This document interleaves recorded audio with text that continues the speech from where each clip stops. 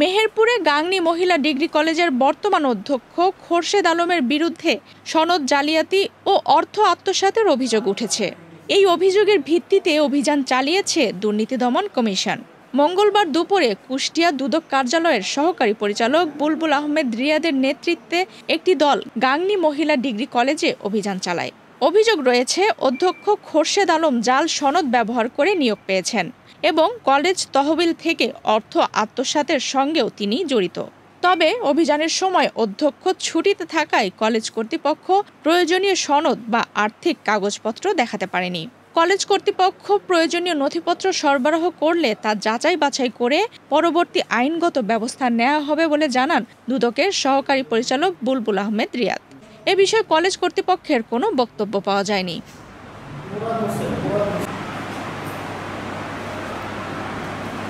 আমরা কমিশনের অনুমোদন সাপেক্ষে আজকে এখানে এসেছি।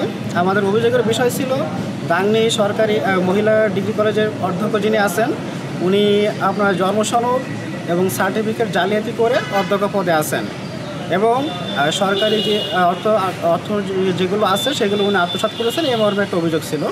আমরা অভিযানে এসেছি, কিন্তু দুঃখের বিষয় প্রিন্সিপাল আজকে নাই, উনি ছুটিতে আছেন। তো আমরা ওনার যতগুলো রেকর্ডপত্র দরকার আমাদের পর্যালোচনা করা দরকার, ওনার সার্টিফিকেট জন্মসনদ এগুলো আমরা চেয়েছি।